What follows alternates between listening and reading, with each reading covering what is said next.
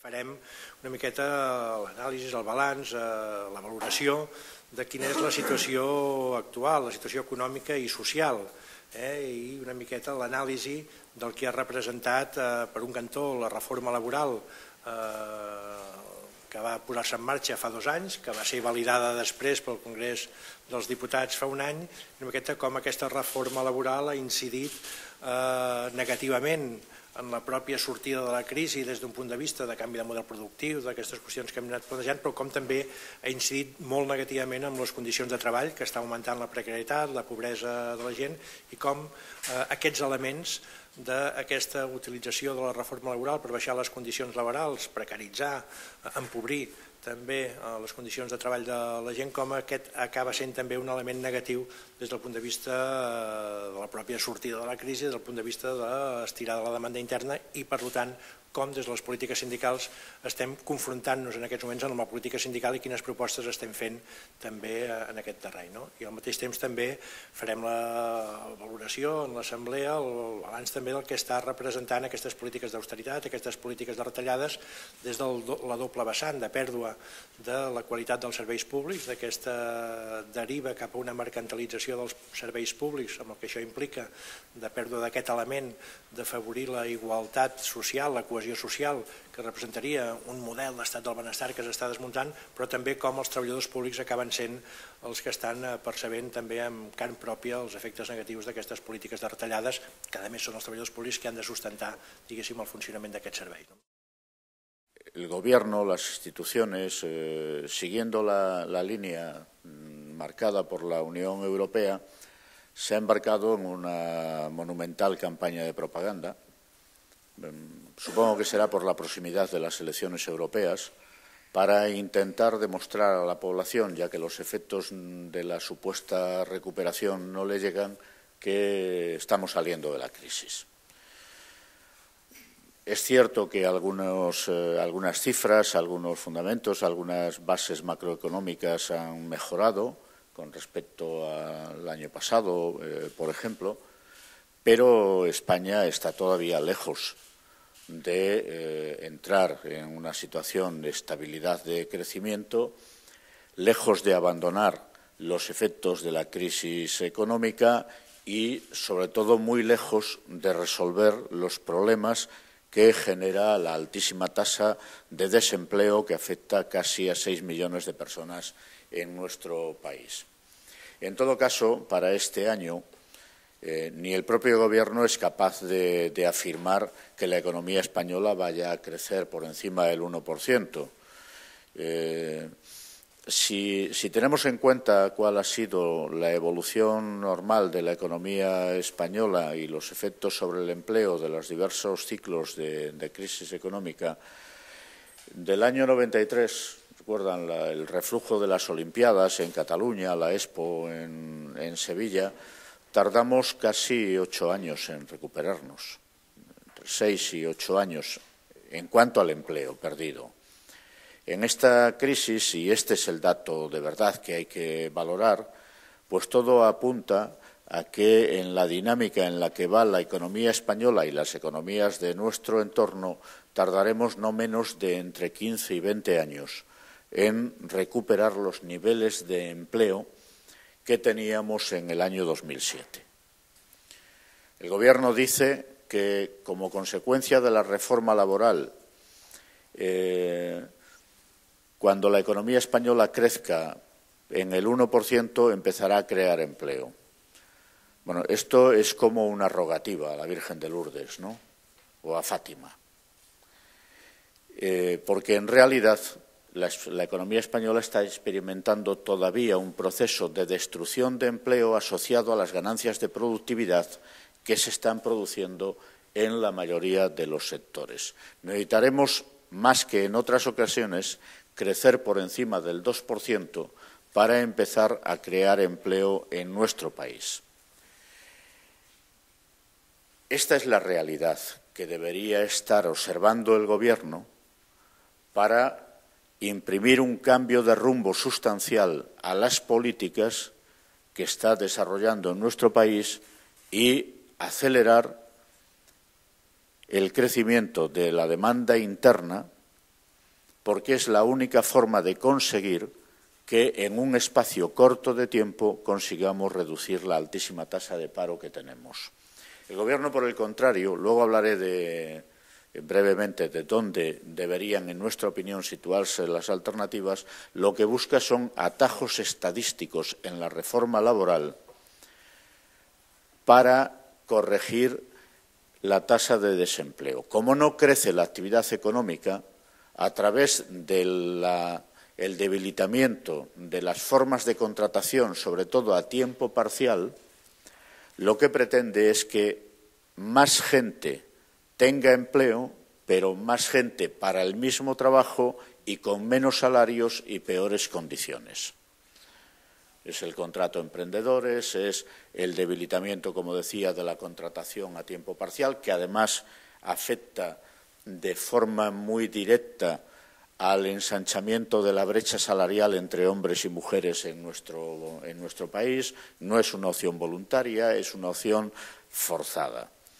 Y lo peor de todo es que, frente a la propaganda oficial, la austeridad está claramente demostrado que no funciona y las llamadas reformas estructurales lo que están provocando es un serio debilitamiento del Estado social.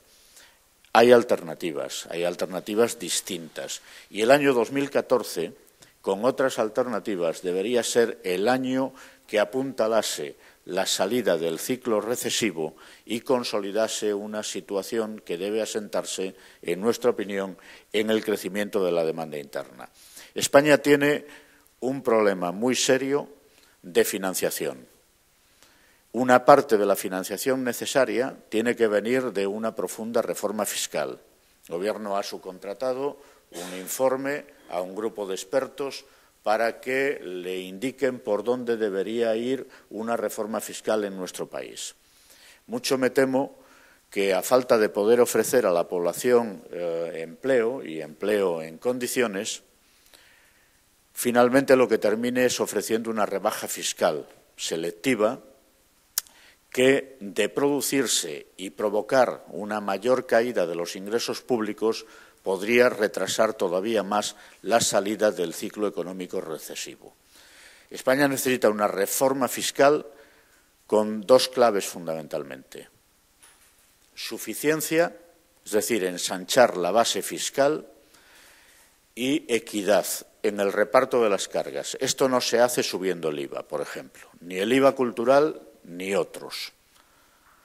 Al contrario, el IVA, sobre todo para los productos básicos que conforman la cesta de la compra fundamental de las familias con menos recursos, debería bajar y llevarse productos como los alimentarios, el agua, el gas y la electricidad, al menos, al IVA superreducido. Y, por el contrario, debería incrementarse la recaudación directa. Ahora se grava a las rentas del trabajo fundamentalmente. Tiene que reequilibrarse la recaudación y equiparar las rentas del capital en su tratamiento tributario a las rentas del trabajo. Y el impuesto de sociedades debe aproximarse la tributación real a los tipos nominales. En fin, dentro de unos días, Comisiones Obreras va a presentar una propuesta de una completa reforma fiscal para nuestro país. Lo presentaremos públicamente en breve tiempo. Primero queremos tener una reunión con todas las organizaciones territoriales y federales del sindicato, que vamos a llevar a cabo la semana que viene, e inmediatamente después buscaríamos el momento, la fecha más adecuada para hacer una presentación pública. España tiene un segundo problema de financiación que se llama crédito. La banca, que está recibiendo una cantidad ingente de recursos, sigue negando el acceso al crédito a las familias y a las empresas. Esto provoca una gran mortalidad de empresas y destrucción de empleo. Necesita regularizarse el flujo del crédito en la economía. Y un tercer elemento a movilizar, en nuestra opinión, es el de los salarios. Se ha hecho una devaluación competitiva que ha ido mucho más allá de lo que correspondía, que ha debilitado muy seriamente la capacidad adquisitiva de los trabajadores con empleo, por no decir el debilitamiento que sufren aquellas personas que no tienen empleo y no cobran prestaciones de ningún tipo. Necesitamos un acuerdo, organizaciones empresariales y sindicatos, y esa es la propuesta que está haciendo Comisiones Obreras, para el próximo periodo, que persiga la creación de empleo, pero al mismo tiempo que empiece a mejorar la capacidad adquisitiva real de los salarios, porque sin consumo, y los salarios son la base fundamental para el consumo, no habrá creación de empleo en nuestro país. Y una reforma de la protección social. Apuntalar el sistema de pensiones, ahora que el Gobierno anuncia la reforma fiscal, debería contemplar dentro de la misma nuevas fuentes de ingresos para la seguridad social para evitar problemas de sostenibilidad al sistema, mejorar las prestaciones de desempleo que el mismo Gobierno debilitó con la reforma del año 2012 y, sobre todo, garantizar una renta mínima a esos 3 millones de personas que ni tienen salario, ni cobran pensión, ni reciben prestaciones por desempleo de ningún tipo. De 6 millones de personas en desempleo, algo más de la mitad no tienen cobertura absolutamente ninguna. En esa línea trabaja y hará propuestas, está haciendo ya concretas la Confederación Sindical de Comisiones Obreras, porque siendo cierto que algo ha mejorado la situación de la economía española, también es cierto, y acabo con esto, que el sector exterior nunca va a poder compensar la caída de la demanda interna. Y o se revitaliza la demanda interna o tendremos, en el mejor de los casos, un crecimiento tan débil, si no estancamiento de la economía española, que no hará posible la creación de empleo y, en todo caso, abundará en la línea de deterioro del empleo existente, deteriorando las modalidades de contratación. Y, como siempre, el FMI y la OCDE apuntando otra vez a la reforma del mercado laboral, el debilitamiento de la contratación o el despido como ungüento mágico para resolver problemas que con las recetas que han puesto en marcha lo único que hacen es agravarlos.